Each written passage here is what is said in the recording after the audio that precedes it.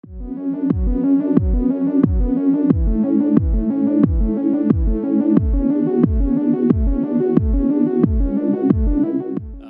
have Chad Spensky with us. He is the founder and CEO of Authenticate. He wants to talk to us today about Web 3.0 before it was cool. Is it cool today? Probably. We're in Web 3.0 or Web 3.5 maybe, yeah? Chad's a security researcher and entrepreneur with over 15 years of experience in our industry, part of the technical research staff at MIT, Lincoln Laboratory, and has also published numerous academic publications. That's something I'm a big fan of for our industry. You got to write it down and share it. So let's hear some more. Chad, can we give him an applause, please? Thank you all. All right, there we go. So to answer the question whether or not Web3 is cool, I don't think this is the talk for you. I'm not a strong Web3 advocate necessarily, but I'm a big advocate of decentralized identity and really decentralized services as a whole. So as you said, I wear multiple hats. I started my career as a hacker. There's a lot of things I don't want to say publicly, but if you want to talk to me offline, I'm more than happy to go down the hacking rabbit holes with you and what got me interested in computers in the first place. I played CTF a lot of my career. I've been in DEF CON CTF finals about 8 times or something like that. I flew to China for some $100,000 CTF, so I got pretty good at hacking computers. And then academically, I got a master's degree. I dropped out of a PhD. I went back for a PhD, almost dropped out, but actually finished that one. And then I did offensive cybersecurity at Lincoln Laboratory for the Department of Defense. And now I'm an entrepreneur trying to fix all of the problems I identified in my very fun career of breaking a bunch of things. So the agenda that I want to go over today is I want to go over internet history, which I think is really interesting. Pretty good privacy and decentralized services are the main 2 things I really want to hit on there. I want to look at the now, which is actually a little rocky. Centralized services and some security analysis on how the entire internet could just break out from under us, how it's currently built. And then the future, which I think is a double yay. I think there's really cool stuff that's all finally coming to fruition that hopefully in the next 5 to 10 years, I don't want to say we're out of a job, but our jobs look different. So first, let's just define centralized versus decentralized. So a snow leopard here is a lone hunter. It goes out as a centralized service and goes to get food. If you kill a snow leopard, that's it, game over. Versus a decentralized service where you have a bunch of autonomous things all working together for one common goal. So this would be going up against a swarm of bees, right? Killing one bee is not going to do anything to the swarm. They're still going to sting you to death. You're going to lose the battle. So a distributed system is not a decentralized system. This is like common confusion actually in my own brain as well. It's like, why do we care about decentralized? We already have, AWS and all of these things. Isn't that decentralized? Very subtle difference. A distributed system is a single task across many computers, but they typically have centralized control. So think of it like a Hadoop cluster where you're spawning off your EC2 instances. There's still some centralized control that's managing when those instances get spawned, when they get torn down, and loading the software on them. A decentralized system inherently means that all of the systems are, again, some common goal, but they all are 100% independent and can interact with each other. So if you lop one of their heads off, the whole system doesn't go down. They can actually survive it. So when I was working for the DoD, they really love the word cyber resiliency. So getting to truly cyber resilient systems, that has to be a decentralized system, because killing any one node will have almost no effect on the system as long as it can reconfigure itself. This graphic at the bottom, I have no clue what it means, but I find it controversial, so I'll put it there. If you Google the graph for a decentralized versus centralized network, this comes up. It has something to do with satellites. It's not the graph I would expect, but because I test drove this talk and everybody yelled at me, I left it. So now let's pull out the whiskey and talk about the good old days, how the internet used to be. Back when Disney Plus was on VHS and you used to have to draw every single frame and flip through them to watch the movie. So this is, from my point of view, what the original internet is. Also, some author for Hacker Noon agrees with me that this was the internet of the 90s. This is the internet that made me fall in love with computers. You had, your Usenet, your BBSs. You had a couple email clients, websites, IRC chat. That's where I lived. That was like 99% of my life on the internet. And then I had FTP servers to send, files all over the place. And then you had a couple web crawlers and things. A lot of these services were mostly decentralized. So IRC, for example, anybody could run an IRC server, and in fact, when you connect it to a network, there are a bunch of different servers all connected to that network, and if a server goes down, it can kind of reconfigure itself. And this was a much more decentralized world. So let's just see what's happened to the internet over the years. Roughly 1983, internet was created.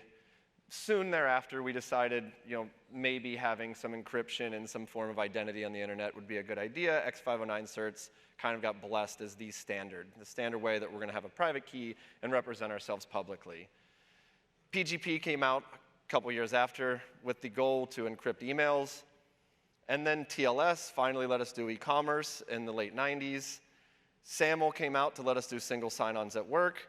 And then there was quite a lull there, right? We had over a decade where nothing really interesting happened as far as authentication is concerned.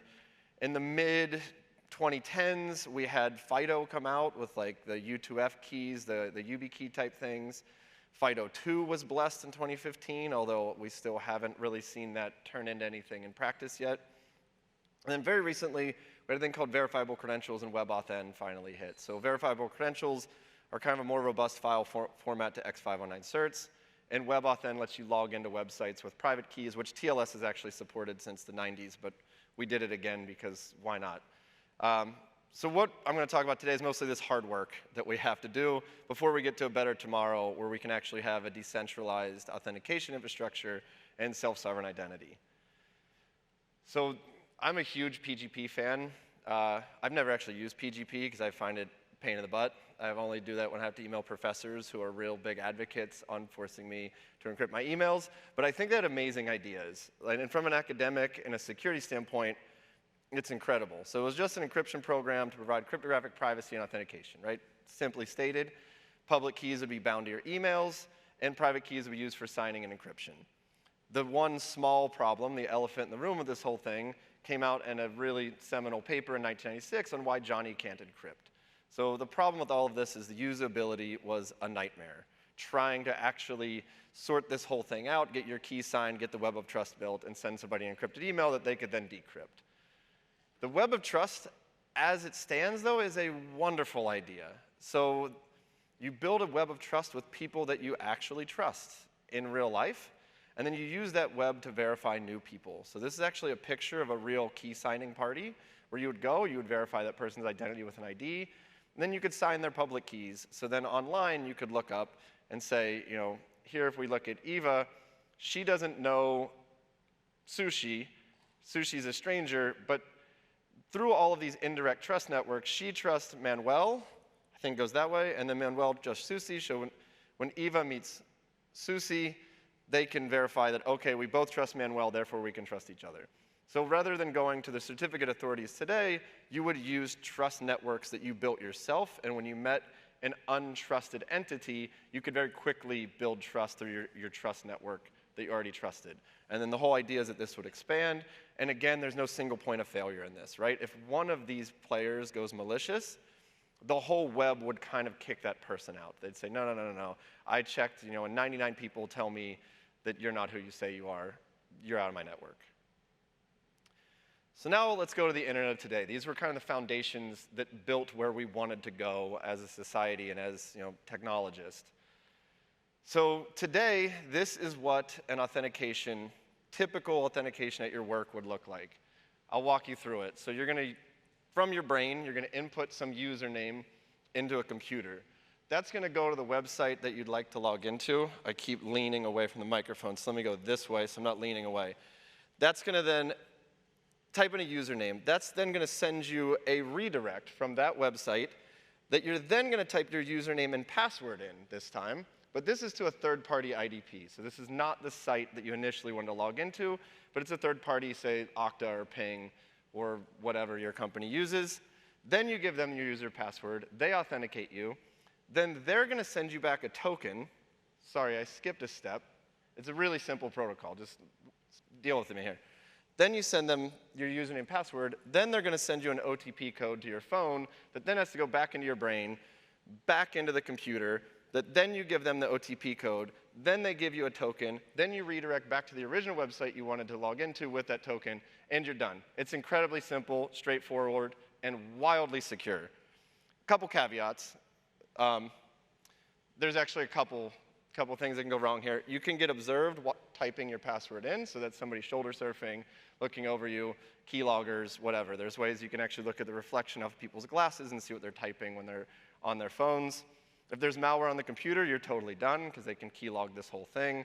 There's phishing, which will just steal those credentials outright, including the OTP codes. You can go, git clone evil nginx and set up a DigitalOcean in 5 minutes and do that to, whoever you want.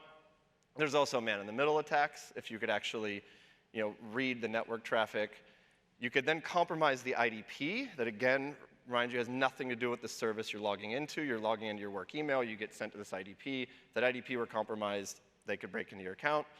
And then there's also session hijacking. So once you're logged in, that session stays live for, I don't know, Gmail seems like 17 years. I can't remember the last time I logged into my Gmail account on my personal laptop, but I think I was a teenager then.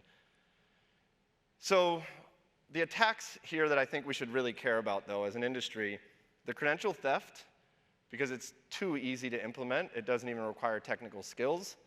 And session hijacking. And the reason I think session hijacking is because even if we fix all of that other stuff, the session hijacking attack will still persist, and you can always still steal that session cookie and log in as that person. So the techniques that typically work here is a phishing attack, trick the user into stealing their credentials. For those of you, I don't know if anyone in this crowd thinks that that is probably not you. I actually launched a phishing attack against a bunch of people that I told I was going to launch a phishing attack on when I started this company, and phished all of them, even the people I told I was going to do it to.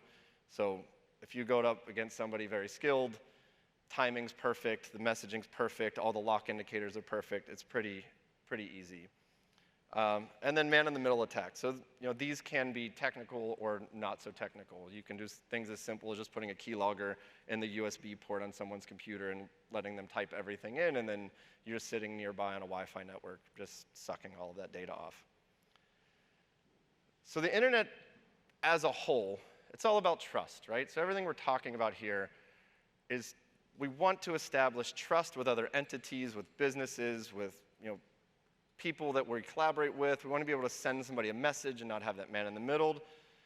So I've been asking myself this question, as a researcher, who do we really trust? So if you look in your Chrome browser, you have 134 root CAs. On a Mac, you have 168 root CAs. If you're on Microsoft Edge, you have 283 root CAs. Why do you trust them? You trust them because there was some sort of transaction between Google, Apple, and Microsoft that said, yeah, we did our own thing, and we trust them, therefore all of our users will trust them. So I think this meme is great. When you trust a person, you either have a friend or a life lesson. So how bad could it be if one of these were compromised or if they were malicious? Before we get into answering that question, the domain name service, established because humans can't remember numbers, but we're really good at names, is now the linchpin of security on the internet and HTTPS as a whole, right? You get the little lock. That lock is because some company signed a certificate saying that that domain name is affiliated with the entity that you want to go to. So if you could spoof DNS or hack someone's router and get the DNS entries to act differently, you've kind of unraveled a lot of the security that was never meant to be placed on DNS, right? DNS was just because it was hard to remember to go to 127.17.5.3. It's much easier to go to google.com. So DNSSEC was released a long time ago. Nobody uses it. Everybody's ignored it. But it does have, in theory, it has a chance to fix all of this. Whether that'll ever happen, yet to be seen. But it's kind of a Band-Aid for the problem. They're like, oh, crap, this thing we made to remember websites is now a security critical thing. So back to the hard question. How many CAs are currently compromised? I don't think anybody knows. How would we know, right? And even if we knew, what could we realistically do from it? I could go delete it from my browser, but what about the world at large, right? So Carl Sagan has this quote, the absence of evidence is not evidence of absence, right? So just because we don't know that they're compromised doesn't mean that all of our traffic is not being man in the middle and that there isn't some major attack at play. And in fact, there's precedent for this. So Kim Kardashian failed at breaking the internet, but Did You Know Tar actually succeeded. So what happened here is they got completely compromised, where the hackers could just issue whatever CAs they wanted, and there's actually cases where these certs were found being used in the wild, where you do a DNS poisoning attack, you've signed that CA, everything checks out legitimate, every single browser on Earth is happy because Did You Know Tar is in that browser, and that's it. Like, game over. Talk about the greatest man-in-the-middle phishing attempt on Earth. You have it, and it happened back in 2011, and there's no way to know really if it's happened since or if it's happening right now. So we also have this identity as a centralized service that has come about, right? So used to every single website would have a username and password, and it was an absolute pain in the butt. So a lot of the big tech companies came to the rescue and gave you all of these buttons. So anytime you don't need to create a new account, you just click login with one of your existing accounts. It's really bad for privacy, and I'm speaking as somebody who runs an IDP. I mean, that is what our company does. So when you log in and it sends your request to us, we know what service you're logging into. So that can be logged, right? We know that, okay, Chad is trying to log into this service because we signed the token and we hand that back. It's pretty bad for security because, again, if you're IDP, you click login with Facebook, Facebook has a vulnerability. Anything you use to log in with Facebook now will fall prey to that vulnerability. It's convenient for users, I think is, the main reason this has happened, that it's just been such a pain to try to manage all of these different accounts. It's also good for profits. You're kind of linking your Google account to more and more things that aren't affiliated with Google. But it really sets us in a really bad situation, in my opinion. So SAML and OIDC are the two protocols that run this. SAML is more on the enterprise side. OIDC is every time you click that login with button. So if you hack one identity provider, you can take down every single thing that login button logs you into. Or in the SAML case, with all of these enterprises, if you're logging in with a third-party IDP and that IDP gets totally compromised, an attacker can then leverage that to log into all of your services. So rather than using the classic meme, I actually found this is the current standing world record for the number of Jenga blocks stacked on one block. So that one block at the bottom really is the large IDP, and all their customers are on top. You topple that block, that's kind of how I was taught to think working for the DoD. It's kind of catastrophizing everything, but we would red team huge networks, and if you were going to take down the United States of America, how would you do it? I'd go for that block. So now let's look at the future. I'm not giving you all this doom and gloom talk. I'm actually really excited as a computer scientist. I love the stuff that we're all building. And I think we're at a really cool crux. So we'll set a couple general goals for our future. One, I think we should use secure private keys instead of passwords. You don't have to remember anything. Cryptographers have solved so many problems that have just been kind of dusted under the rug over the years. I think it's time we dust some of those off and actually try to put them to use. If it requires hardware, that is wonderful, because you can actually bind the key to the hardware to mitigate software-based attacks. So you can go all the way down to the circuitry level and use a thing called physically unclonable functions, where you're using the imperfections of the silicon itself to generate the key. So you physically cannot create that key outside that hardware, because that hardware doesn't even know what its key is. It's actually using the hardware itself as part of the private key. You can go a step above that and just use secure hardware and secure elements and things like that. But at the limit, this can get very, very, very secure. I also propose that we should decentralize trust to mitigate these doomsday scenarios. One has happened already. Who knows if the next one is around the corner? And there's no technical reason why we have to set ourselves up for this. We should be able to eliminate credential theft. These are the script kiddie level phishing attempts. Let's at least only let the really skilled hackers play in this arena. Let's not have this just be a wide open party for the whole world. And then I'm a strong advocate of eliminating session hijacking. So strengthening that argument on why sessions need to cease to exist. So we care if the user and the credential is present. So I've kind of phrased this to myself multiple times, that the question you're answering when you go to a website is not the question that that website intended to ask. So the question when I go to google.com right now that is being answered is this the website that I think Thought is their CA that they use, that Thought has signed a credential telling me that it is? The question I actually care to answer is this the same website that I've been going to for the past 25 years of my life and has all my email in it, right? I don't care what this third-party company thinks anymore. What I really care is this the same place I've been going, doing my banking, doing whatever? So you can actually solve that problem with PIN certificates. So the first time we meet, we can actually download Google Cert, pin it to our browser. There's a plethora of technical reasons that this is hard to do, because then if I go to a new laptop, it's not pinned on that laptop. There's some reasons why it's not done at scale. It's slowly being percolated out. But the question you really care to ask, right, is this the party I trust? And similarly, when you log into a website, most of the time they don't care about your username. They don't care about your password. They care if you're the same person that's coming back and if you're the person you say they are, right? So the session is answering the question, do you have a cookie that I gave you? Which isn't actually the question you want to answer. The question you want to answer is Chad still present, and is Chad the one doing these things? Not, do you have a random, 28-bit string or whatever I stored in a text file in your browser. This XKCD, I think, sums it up perfectly. So, user account is logged in to Facebook, Photos, Dropbox, Gmail, PayPal, bank. So if someone steals my laptop while I'm logged in, they can read my email, take my money, and impersonate me to my friends, but at least they can't install drivers without my permission. Like, this is kind of the world we're in. We have all of these logged in sessions on our computer, yet all the security is based on being able to change like your login screen. Like the things that really at the end of the day aren't going to matter.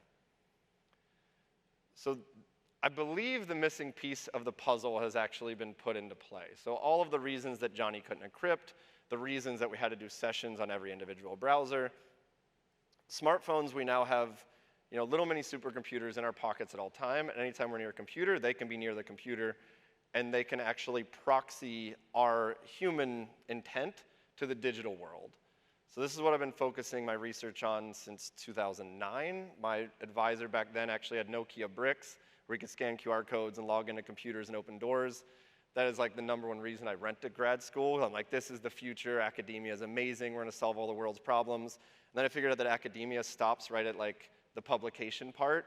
And I'm like, okay, maybe this isn't for me, because I really thought we were going to like solve them, not write about them. So that's why I'm no longer in academia. But there's good stuff there. So that's why I am now trying to take these ideas and build products with them and try to do something good. So the future of authentication, we can do hardware in the loop with a smartphone or a smartphone-like device, but something that is a supercomputer in 1980s. We can do multi-factors and cryptographically sound keys. So we already have biometrics on all of our phones. You can do as many factors as you want. You can have it prompt at your dog's first name, look at your iris, do all sorts of things. Check your blood pressure. Who knows, we may even have DNA testing in the future. They're phishing resistant. Try to send me a link where you can steal my phone through it. That's a tough one, right? Maybe I go to FedEx and I mail it to you, but that's not a scalable phishing attack. And to that point, none of the attacks are really scalable once you're attacking hardware.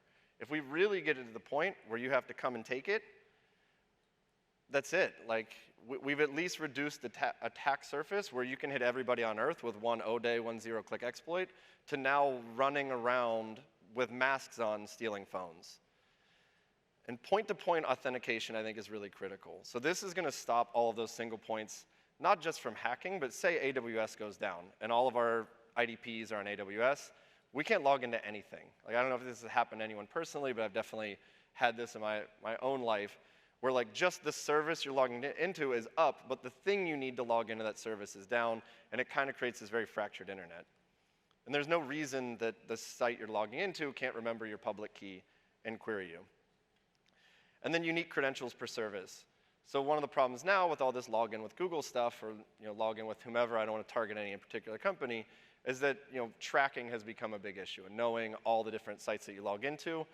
Cryptographically, there's no reason that these can't all be totally random numbers for every single website you're logging into. And this will minimize the blast zone, as they call it in the DoD, if a credential gets compromised. So you don't have to worry about credential reuse, because there's no way to actually link my accounts between services anyway. So things to watch. This is what the industry has been up to over the past forever, it feels like, in my career. So FIDO2 is finally starting to roll out. So if you've seen things in the news about the passkey, they had to rebrand FIDO 2.0 because people didn't like using FIDO2 credentials, but they like passkeys. They're like passwords, but they're keys. They sound cooler. Hopefully the marketing on that works. There's smartphone-based private keys. They use WebAuthn, which is a protocol to use them to log into websites. In some operating systems, I at least know in Microsoft Entra, only in enterprise can you use FIDO2 keys to log in to your actual computer. They have no reliance on a third-party verifier, which is great. The service you're logging into runs a FIDO server. You have a FIDO client. They chat. You're logged in. You don't have to do any of that redirect. And they can be bound to hardware for increased security using secure elements. No puffs in this case, but like I said, in the limit, you really can make this very secure. The other interesting ones are verifiable credentials. These are kind of a souped-up version of an X509 cert. They're very metadata rich. So this is more to replace the passport and your driver's license. So the reason that they're very cool in that regard is that they, as part of the specification, have zero knowledge proofs. So I can prove to you that I'm over 21 without telling you my age. Or I can prove to you that I live in Texas without telling you my address, which is really nice. So once we start having all of our credentials on our phone, you can now prove only the things you need to prove without fully disclosing any PII. They're also highly extensible and can be stored in different digital wallets. These are mostly phone apps. In theory, you could put it in a dedicated piece of hardware, but the idea really is that I can take everything in my wallet, shove it in my digital wallet, and then represent only the parts I need without flashing my entire ID. And then kind of loosely related to verifiable credential are the decentralized identifiers. So these are just a way, in a decentralized fashion, to make globally unique identifiers. So this could technically be your username, but it could be anything, right? Your TV could have a DID, your car could have a DID, and then this is how you can communicate with each other. They're designed so they're resistant to censorship and tampering. It's all distributed, distributed trust, stored. I won't say the L word, so I'm going to call it a distributed registry because I don't want to seem like I'm going off a deep end here. You can see this graphic is very different from the graphic I showed you before. So this is what authentication of tomorrow will hopefully look like, where you have your phone, and if you're logging in through a laptop, you can actually go to the website, type your username, it can challenge your phone. You do whatever you need to satisfy the challenge on your phone locally. You can actually use trusted execution environments. This is what my second PhD that I did not drop out of looked at extensively, was how to leverage hardware on the phone to make sure that you could input things securely. So you can actually put the processor into a secure mode, turn off all of the accelerometers, all possible side channels, and make sure that only that code is executing on the screen and that you're getting input. And you can even display a trusted value, say a picture that you took with the hardware camera on the phone to know that you're in that trusted execution environment. So you could easily, safely type in your social security number knowing that it was encrypted in the hardware and could only be decrypted by the entity that asked for it. Then you respond, done. The attack surface here, just by taking a lot of variables out, minimizes itself pretty naturally. But you now really only have attacking the phone, and if we can implement this very well, that attack has to be physical, which is ideal scenario as a security practitioner.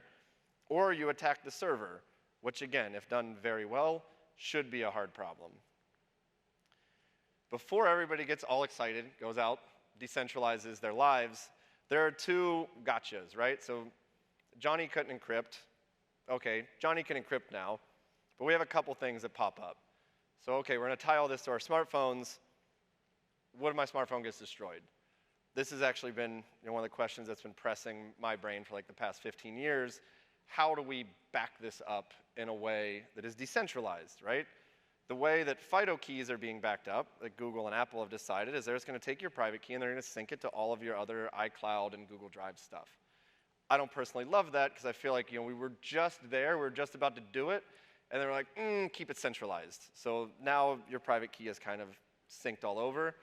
The best scheme I've seen in this, I know one person who tried to bring this to the industry and ran out of money and their company died, but I'm hoping they will come back like a phoenix, is that you can actually go back to that web of trust model. I don't know if anyone here remembers, like Sprint used to have your fave 5, but you could take 5 people on Earth, or 10 or 20, whatever your number is, and shard your key out amongst these people.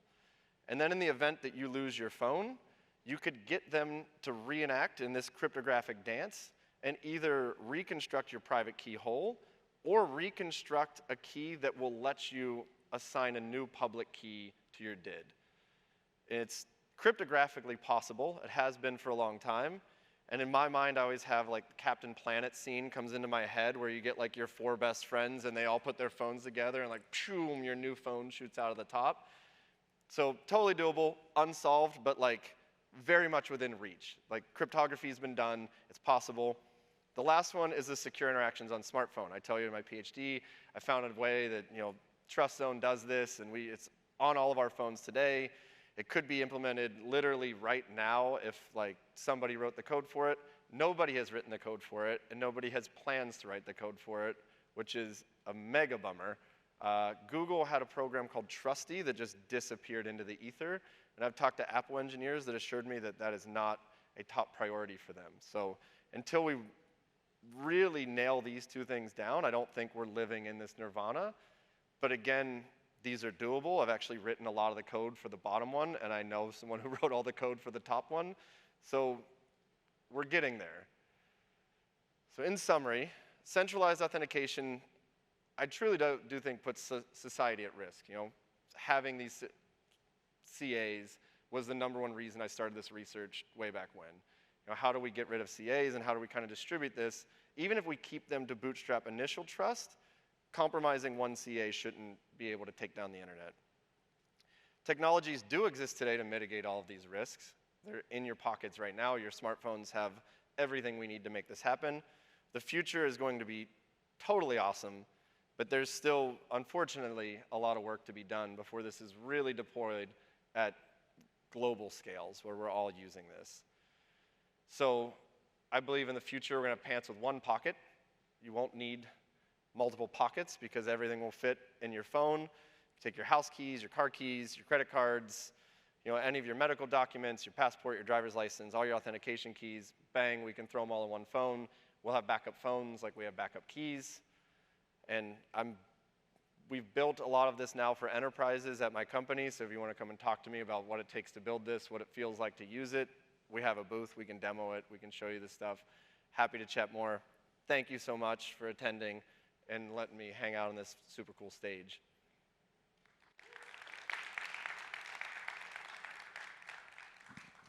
We have just a few minutes for questions. If anyone would like to wave a hand or stand up.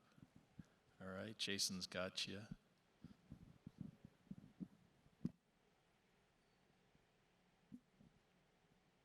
Is your proposed solution vulnerable to SIM swapping? It is not vulnerable to SIM swapping. If anyone's Veritasium fan, they just put out an awesome video this week that even goes beyond SIM swapping. They're talking about like the SS7 protocol that's way more, it's better than SIM swapping. None of this is vulnerable to SIM swapping because what we're doing is we're actually tying a cryptographic private key and storing it in the hardware of that phone. So there's no way to ever get the key out of the phone, and it has nothing, it's not linked to your phone number, it's not linked to anything. It's actually linked to the hardware itself. So if you don't have that hardware, none of this will work.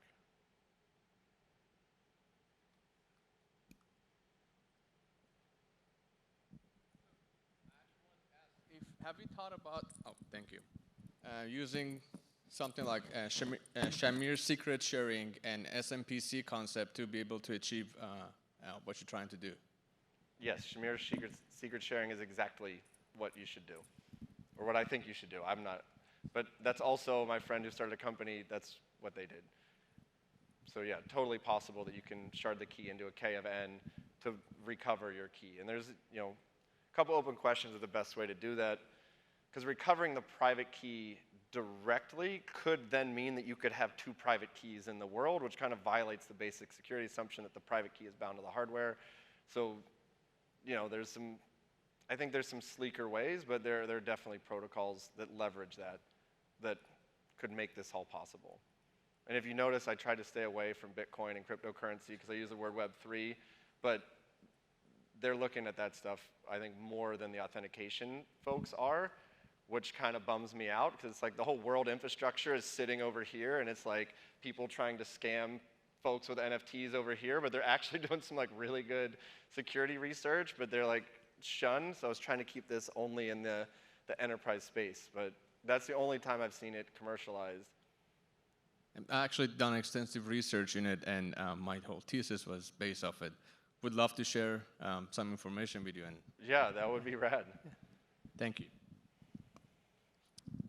I had a question about the hardware. You said that it goes off some of the imperfections, and this is also decentralized. So if something happens to that specific hardware, how does it rebuild with the other locations if that one specific hardware was changed or damaged?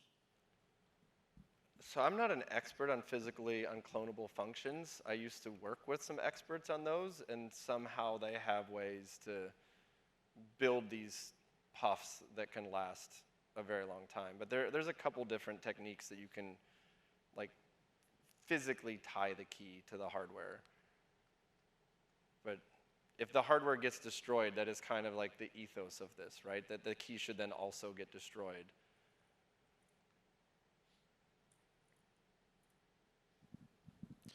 One more?